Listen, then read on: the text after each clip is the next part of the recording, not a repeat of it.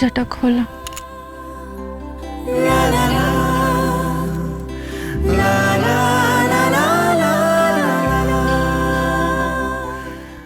বসে পড়, বসো।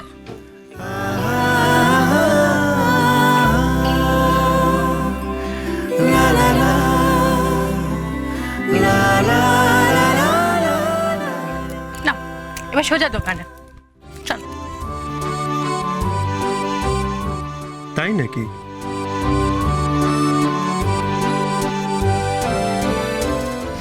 নিষেধ নিষেধ কি হচ্ছে? কি সুদবোধ তো সব হয়ে গেল, আবার কি?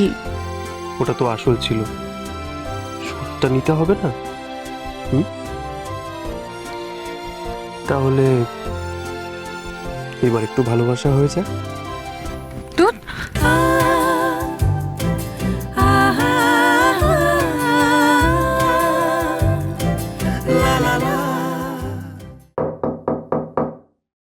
আসছি।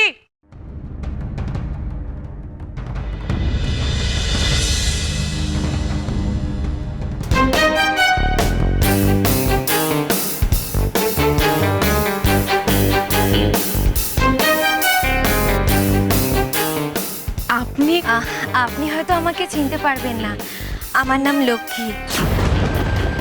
আমি গুরুদেব সত্যাবলম্বীর একজন অতি নগণ্য শিষ্যা।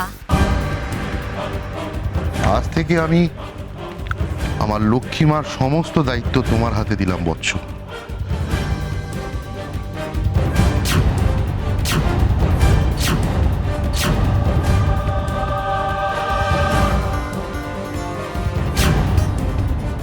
বলছি, দেবলবাবু বাড়িতে আছেন? আছে, কিন্তু না, আসলে গুরুদেব আমাকে পাঠিয়েছেন তার প্রিয় শিষ্য দেবলবাবুর কাছে। আমি কি ভেতরে আসতে পারি? আসো।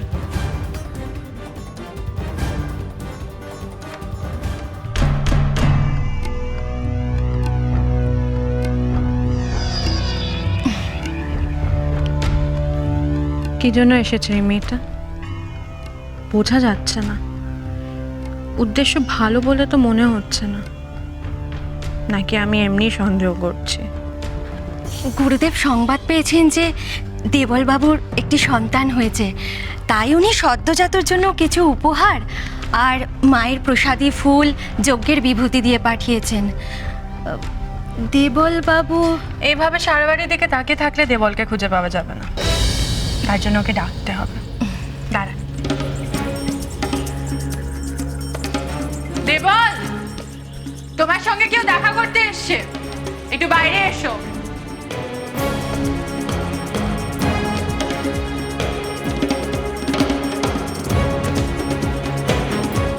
বাহ দেবল, বাহ! আমি তোমায় ফোনের পর ফোন করে চলেছি, আর তুমি বাড়িতে কি সুন্দর বাচ্চার বাবা সেজে বসে আছো। আমিও দেখব কি করে তুমি লক্ষ্মীর হাত এড়িয়ে কত দূর যেতে পারো।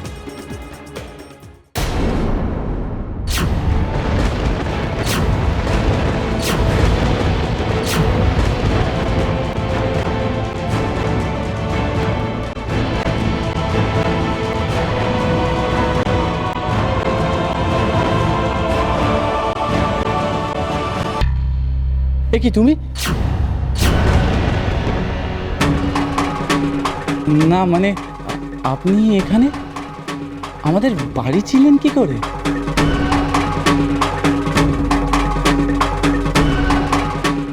বাড়ি চেনাটা কি খুব কঠিন দেবলবাবু? কিন্তু কেমন অবাক করে দিলাম বলুন। ও লা লা লা।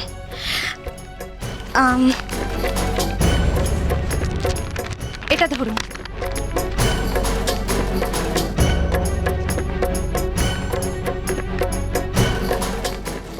বাবা হবার পর তো আপনি আর আশ্রমেই যান না দেবলবাবু, তাই গুরুদেব খুবই বিচলিত হয়ে আছেন।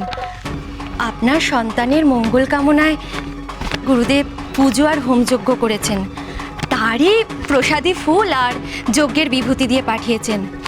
এই খামে রয়েছে, বাচ্চার মাথায় ছুঁয়ে দেবেন। নিন, ধরুন।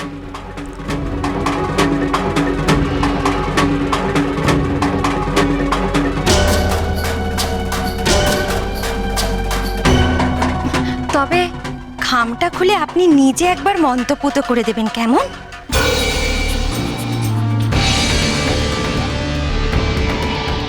না হলে আবার কাজ হবে না। আর আপনি তো গুরুদেবের মন্ত্র জানেনই।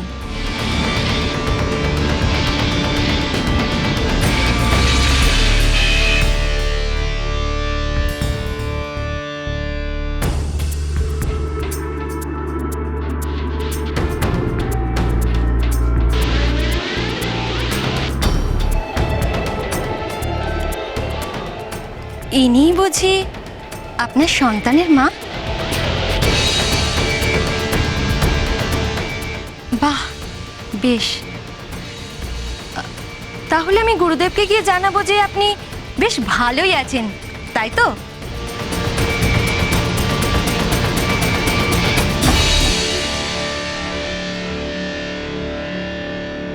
তা বিয়েটা কবে করবেন? না মানে গুরুদেব জানতে চেয়েছেন তো, তাই। না মানে আমি তো আপনাদের সবই জানাবো। আপনাদের না জানিয়ে তো আমি। তাই বুঝি আশ্রম থেকে আসা কোনো ফোনই আপনি ধরছেন না, ফোনও করছেন না?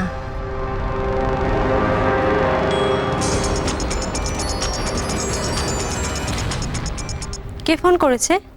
ছাড়ো ডায়না। আসলে আপনি হয়তো আমাদের কথা স্মরণ করেন না। আমি আর গুরুদেব কিন্তু আপনার কথা সব সময় বলি।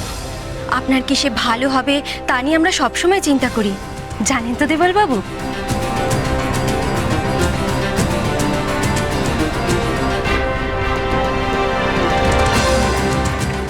দেবল, তোমার মেয়েকে নিয়ে ভেতরে যাও, ওর শরীরটা ভালো নেই, যাও।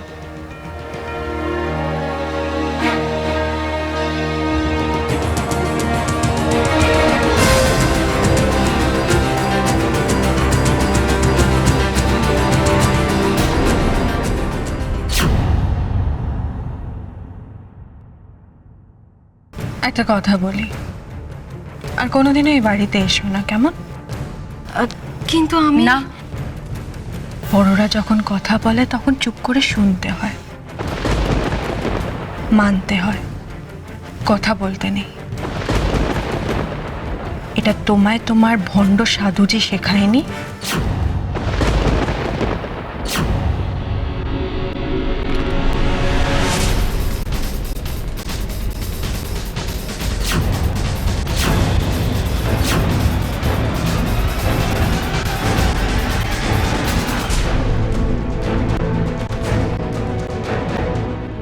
বড়দের কথা শুনতে হয় দেবল। এটা তোমায় তোমার মা কি শেখাননি বৎস? এখন যেসব জিনিস তোমার কাছে গেছে খুব তাড়াতাড়ি সেগুলো তোমার মায়ের কাছে যাবে। কি বৎস দেবল, এটা ভেবেও কি একটুও ভয় করছে না তোমার? মনে রেখো, শুধু শুধু কিন্তু ভয় দেখাচ্ছি না আমি। ভয়? ঠিকই ধরেছ, ভয় দেখিয়ে রাখছি। একটা কথা স্পষ্ট করে জেনে রাখো, আর তোমার ওই সাধুজিকেও শুনিয়ে দিও, যতদিন উষস্বী ঘোষ এই বাড়িতে আছে তাকে টপকে তুমি বা তোমার গুরু কেউ এই বাড়ির কোনো ক্ষতি করতে পারবে না।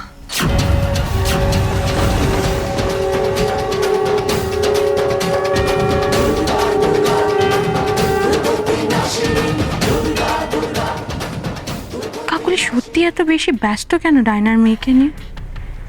কিসের এত অধিকার বোধ? আর এটা হঠাৎ করে হয়নি, বাচ্চা নিয়ে আসার পর থেকে এটা চলছে। মা তো কি হয়েছে, মানে এটা কি? আমি আমার মেয়ের জন্য সব করতে পারি, আমি সবার সাথে লড়তে পারি, বদ্দির সাথেও লড়তে পারি। তোমার মেয়ে মানে? মানে আবার